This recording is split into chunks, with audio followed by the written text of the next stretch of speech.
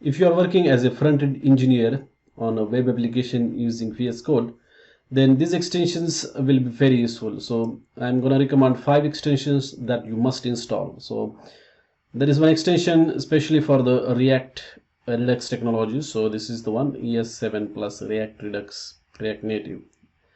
So this is really useful if you want to create the React snippets. React components can be created very quickly using this extension. The next extension is ESLint. This is generic for any JavaScript project.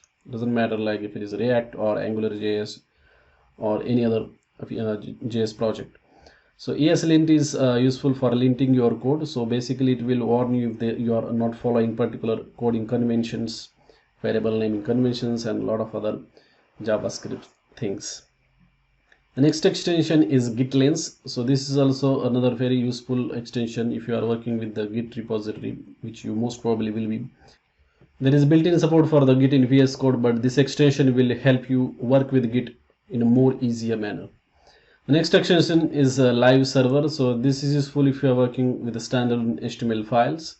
So just right click once you install this extension, just right click on the any HTML file, and then you will see one option called as launch with a live server.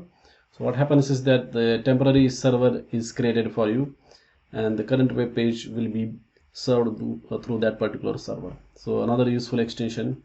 This is very popular. And finally, there is extension called as Prettier, which is used for formatting your code. This Prettier extension will auto format your code. Okay, so these 5 extensions are very useful. I will definitely recommend that you use these extensions if you are working on any JavaScript project. That's it. Thanks for watching this video.